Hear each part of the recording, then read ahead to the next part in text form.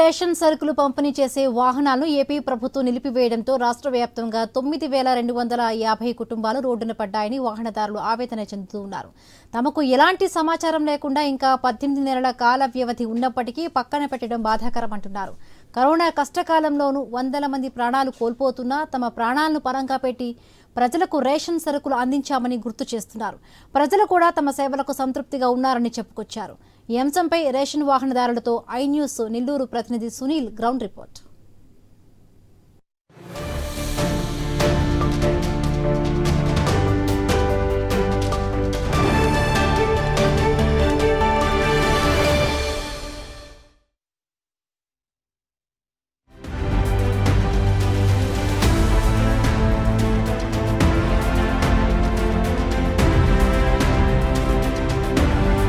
గత టీడీపీ ప్రభుత్వంలో డీలర్ల ద్వారా ప్రజలకైతే రేషన్ బియ్యాన్ని అందించేవారు.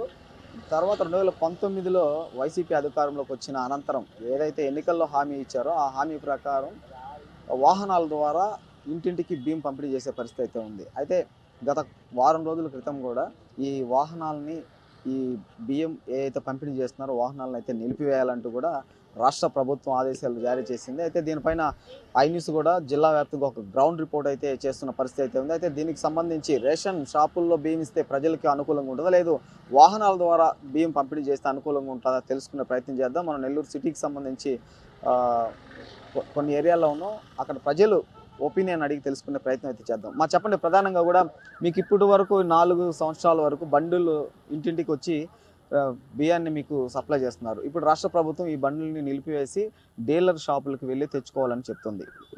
ఇక్కడ వస్తేనే బాగుంటుంది సార్. ఆడికి పోవాలంటే మా ఒక టైంలో టవర్ దొరుకుతుంది ఉండదు వాడ, అందువల్ల ఇక్కడికి వస్తేనే బాగుంటుంది మాకు బియ్యం బండిది. గతంలో కూడా రేషన్ షాప్కి వెళ్ళి తెచ్చుకుంటున్నారు కదా? తెచ్చుకుంటా ఉన్నాం మేము. అప్పుడు అంతే సర్వర్లు సర్వర్లు ఇది తమ్ములు వేసేది లేవు. ఇప్పుడు తమ్ములు పెట్టారు కదా, అది సర్వర్ ఒక టైంలో పని చేస్తే ఒక టైంలో పని చేయదు. అందువల్ల మరి కొంతమంది మనతో ఉన్నారు, వాళ్ళని అడిగి తెలుసుకునే ప్రయత్నం చేద్దాం. చెప్పండమ్మా, మీకు ఈ వాహనాల ద్వారా బియ్యం వేస్తున్నారు, ఇప్పుడు ఆపేయాలని కూడా ప్రభుత్వం చెప్పిన పరిస్థితి అయితే ఉంది. మళ్ళీ మీరు డీలర్ షాప్కి వెళ్ళాల్సి వస్తుంది. ఏదైతే మీకు అనుకూలంగా ఉంటుంది? మేము బండి అయితేనే బాగుంటుంది. మేము అక్కడికి వెళ్ళలేము, తెచ్చుకోలేము, అక్కడికి తిరగాలి, క్యూ ఉంటుంది. ఈ బండి అయితేనే మాకు బాగుంటుంది. మరి కొంతమంది ప్రజలైతే మనతో ఉన్నారు, వాళ్ళని అడిగి తెలుసుకుంటాం. చెప్పండి అమ్మా, ప్రధానంగా కూడా ఈ రేషన్ షాపులకు సంబంధించి ఇంటింటికి బియ్యం పంపిణీ చేస్తున్నారు. ఇప్పుడు ఈ వాహనాలను ఆపేసిన పరిస్థితి అయితే ఉంది. మళ్ళీ మీరు డీలర్ షాప్కి వెళ్ళి తెచ్చుకోవాలి.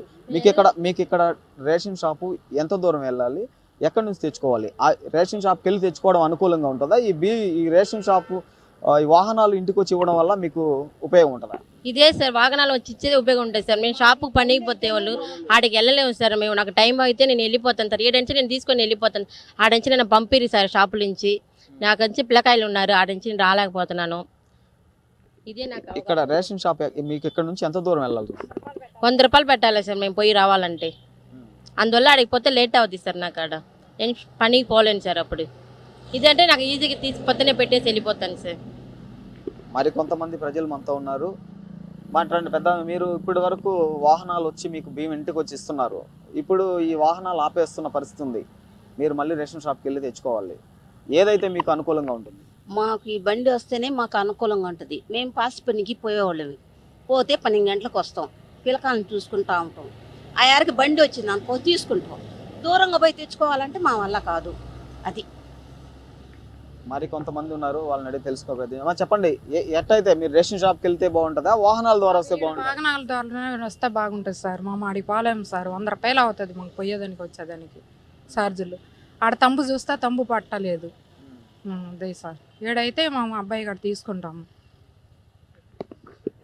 ప్రధానంగా కూడా వైసీపీ ప్రభుత్వం రాకముందు డీలర్ షాప్కి వెళ్ళి అయితే ప్రజలు రేషన్ సరుకులు తెచ్చుకునే పరిస్థితి అయితే ఉంది. అయితే అప్పట్లో కూడా ఈ తంబ అనేది లేకపోవడం వల్ల వెళ్ళిన వెంటనే కూడా ఆ రేషన్ షాప్ డీలరు రేషన్ ఇచ్చేసేవాళ్ళు. ప్రస్తుతం అయితే ఈ తంబ పెట్టడం వల్ల కూడా ప్రతి ఇంటికి వైసీపీ ప్రభుత్వం ఏదైతే పెట్టిందో, వాహనాలని ఏదైతే పెట్టిందో, ఈ వాహనాల ద్వారా కూడా ప్రతి ఇంటికి బియ్యం ఇవ్వడమే మాకు బాగుంటుందని కూడా ఇక్కడ ప్రజలు చెప్తున్న పరిస్థితి అయితే ఉంది. అయితే రేషన్ షాప్కి నిరుపేదలు ఇక్కడ నుంచి వెళ్ళాలంటే దాదాపు ఆటోకి వెళ్ళాల్సిన పరిస్థితి అయితే ఉంది. ఆటోకి వెళ్ళి ఇక్కడ నుంచి వెళ్ళడానికి మళ్ళీ రావడానికి కూడా ఆటోకి 100 రూపాయలు ఛార్జ్ అవుతుంది.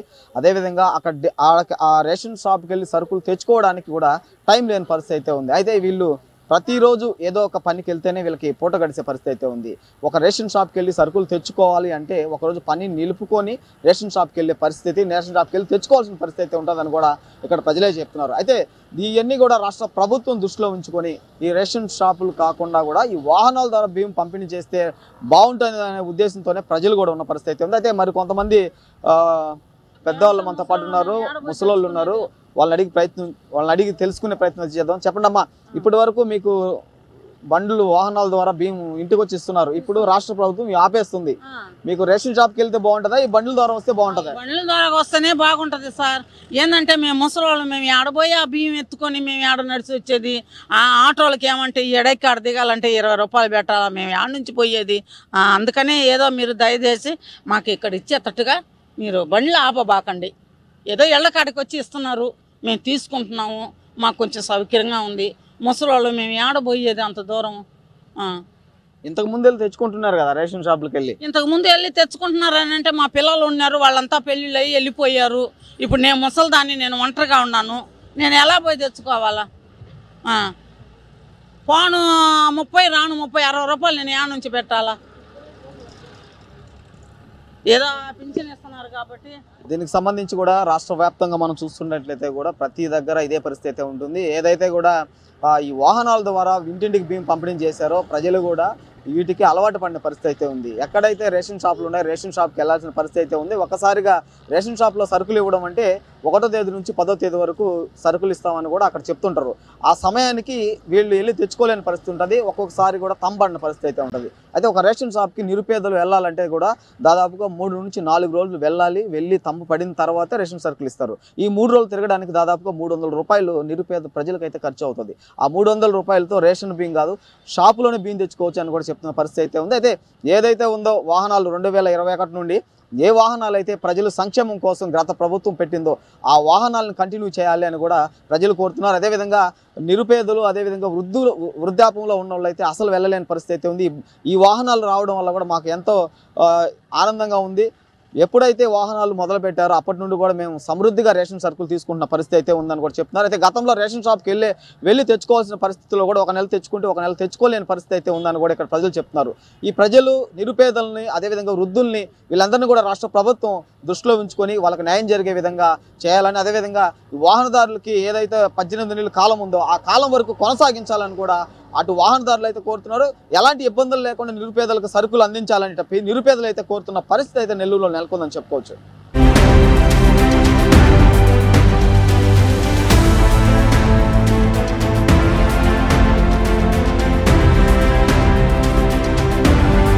వర్యులు గారికి మరియు రాష్ట్ర పౌర సరఫరాల శాఖ మంత్రి గారు శ్రీ నాదెండ్ల మనోహర్ గారికి ముత్కూరు మండలం నుంచి ముత్కూరు ఎండిఓగా నా విన్నపం మేము చేస్తున్నాము.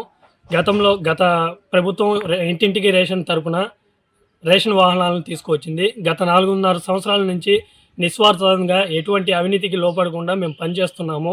కానీ కూటమి ప్రభుత్వం వచ్చినప్పటి నుంచి రేషన్ బండ్లలో అవినీతి జరుగుతున్నట్టు, రేషన్ ద్వారా అవినీతి అక్రమాలు జరుగుతున్నట్టు మా మీద అనేక ఆరోపణలు చేస్తూ ఈరోజు మా రేషన్ బండ్లను తీసివేయడం జరిగింది. కూటమి తీసుకున్న ఈ నిర్ణయం ఏకదాటిగా ఒకేసారి క్యాబినెట్ మీటింగ్ తీసుకొని నిర్దాక్షిణంగా ఉన్నట్టుండి మా వెహికల్ను తీసివేయడం జరిగింది. కానీ మంత్రి గారు చెప్పినట్టు, నాదెండ్ల మంత్రి మనోహర్ గారు చెప్పినట్టు మేము ఐవీఆర్ఎస్ సర్వే జరిపాము. ఐవీఆర్ఎస్ సర్వేలో 25% రిజెక్ట్ చేశారు వీళ్ళని అంటున్నారు. ఐవీఆర్ఎస్ సర్వే ముత్కూరు మండలంలో ఒక్క పర్సన్కి కూడా కాల్ చేసినట్టు మా పరిధిలో ఇప్పుడు దాకా ఎవరికి రాలేదు మేము చేసిన ఐవీఆర్ఎస్ ద్వారా.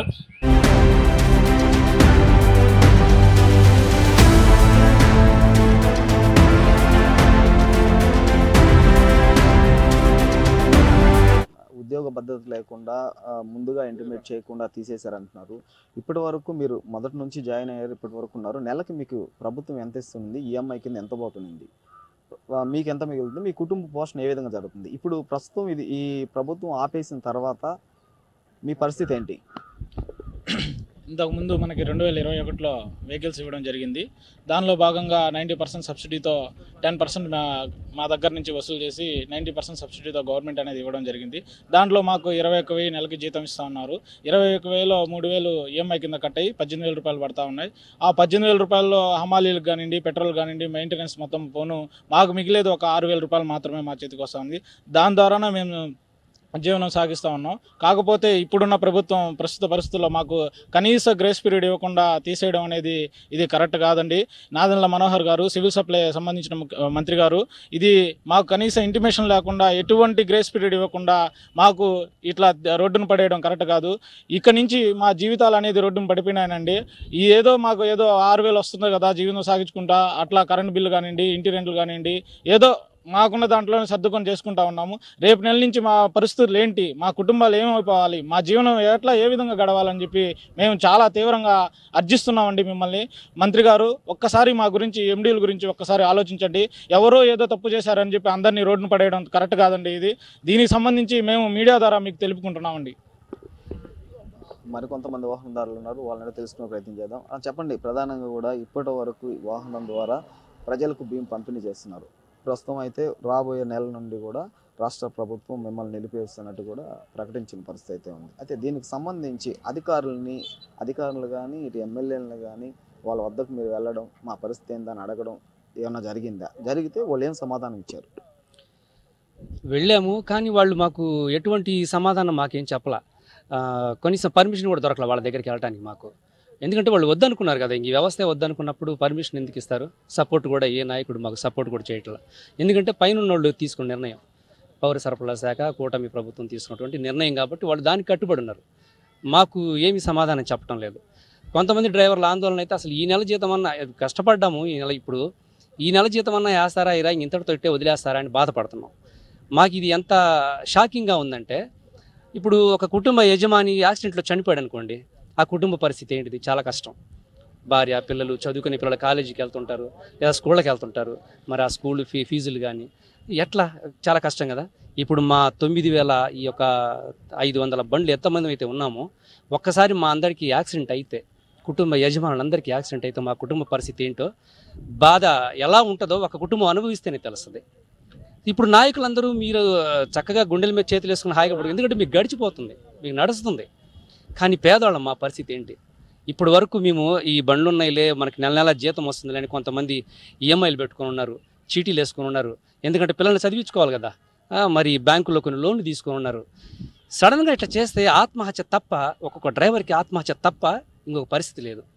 నేను ఈ న్యూస్ విన్నకాడ నుంచి, మొన్న నాదెండ్ల మనోహర్ గారు అనౌన్స్ చేశారు బండ్లు ఆపేస్తున్నామని, విన్నకాడ నుంచి ఒక పని దొరికిద్దామో చూద్దామని చెప్పేసి వెళ్తే ఎక్కడ పని దొరకట్లా. కనీసం బేల్దారి పనికి వెళ్దామని అక్కడికి వెళ్తే ఆల్రెడీ ముఠాలోళ్ళు వాళ్ళు గ్రూప్ అయి ఉన్నారు. ఇంకొకటి రాణిస్తే మాకు ఇంకొకటి పని ఉండదు అంటున్నారు. మరి బస్తాలు మోయడానికి అడికన్నా పోదామన్నా అక్కడికి వచ్చిన కూడా వాళ్ళు గ్రూప్లో ఉన్నారు. ఆటోలు వెళ్దామంటే ఆటోలు కోకొల్లలుగా ఉన్నాయి. ఇప్పుడు మేము ఈ 9,000 మంది ఆటోలు కొనుక్కుని ఆటోలకు వెళ్ళామనుకోండి, ఎలా ఉంటుంది పరిస్థితి? ఎవరికైనా బేరాలు ఉంటాయా? అట్లా అయిపోయింది పరిస్థితి. దయచేసి కూటమి ప్రభుత్వం అర్థం చేసుకొని, మీరు మీ బిడ్డలను ఎంతో ప్రేమిస్తారు, అధికారంలో నాయకులందరూ మీ బిడ్డల్ని మీరు ఎంతో ప్రేమిస్తారు, మనవాళ్ళని ఎంతోమందిని మీరు ప్రేమిస్తారు. ఏమన్నా అయిందంటే మీ యజమానులకి ఎవరికైనా ఏమన్నా అయిందంటే తట్టుకోవడం కష్టం ఆ కుటుంబం. మరి మేము అదే పరిస్థితులు మేము ఉన్నాం, మా కుటుంబాలు కూడా అదే పరిస్థితులు ఉన్నాయి. ఆకలి బాధ. రేపు ఏంటిది అసలు? ఇంతవరకు పని దొరకలే. ఈ 10 రోజుల నుంచి మేము ట్రై చేస్తుంటే ఏ డ్రైవర్కి కూడా పని దొరకలేదు. అందరూ పని వెతుకుంటున్నారు. ఏంది నెక్స్ట్ స్టెప్ అని తీసుకుంటాం కదా, దీనికోసమే చేతులు కట్టుకొని తీసుకుంటాం. పని వెతుకుతుంటే పని దొరకట్లా. అప్పుడు మా పరిస్థితి ఏంటంటే ఆత్మహత్యకి వెళ్ళిపోవడం ఇంకోటి పరిస్థితి లేదు. దీనికి కారణం మీరు సడన్గా తీసుకున్నటువంటి నిర్ణయమే. అనుకోకుండా, మీకు కూడా తెలుసో తెలియదు రేపు పొద్దున ఏం జరుగుతుందో. మీరు మాట్లాడుకున్నారో లేదో కూడా తెలియదు. కూటమి నిర్ణయం తీసుకున్నామని మీరు మాట్లాడుకున్నారో లేదో కూడా తెలియదు. మాట్లాడుకుని ఇంత పెద్ద నిర్ణయం తీసుకోరు. ఎందుకంటే ఇంతమంది జీవితాలు రోడ్ల మీద పడుతున్నాయి. మనం ఆహార భద్రత మనం సరిగ్గా గమనిస్తే వీటికి ఆ అంబులెన్స్కి ఉండే సైరన్లు ఉన్నాయి. ఎందుకు అంబులెన్స్కి ఉండే సైరన్? మాకు ఎమర్జెన్సీ, ఆహార భద్రత, పేదలందరికీ ఆహారం అందాలి. అదే కదా ఉద్దేశం. ఎన్టీఆర్ గారు స్థాపించిన ఉద్దేశం అదే. మరి ఈరోజు అంత సడన్గా మీరు తీసుకున్న నిర్ణయం వలన ఎంతమంది రోడ్ల మంది పడబోతున్నారు? ఇందాక మా డ్రైవర్లు చెప్తున్నారు ముసలోళ్ళు వెళ్ళి తీసుకోలేరని. సరే, చిన్న బిడ్డలు వెళ్ళి ఒక కూలి మనిషికి భార్య భర్తలు ఇద్దరు కూలికి వెళ్తారు. ఇంట్లో చిన్న బిడ్డ ఉంటుంది. మా డ్రైవర్ వెళ్ళగానే ఆ చిన్న బిడ్డ వచ్చి తంబేసుకొని ఆ బియ్యం తీసుకొని అక్కడ పక్కన పెట్టుకొని తెలిసిన వాళ్ళతో ఇంట్లో పెట్టేసుకుంటుంది. చిన్న పాపే, చిన్న బాబే. కానీ ఈరోజు వాళ్ళు ఎలా వస్తారు? ఒకరోజు కూలి మానుకొని వస్తారా?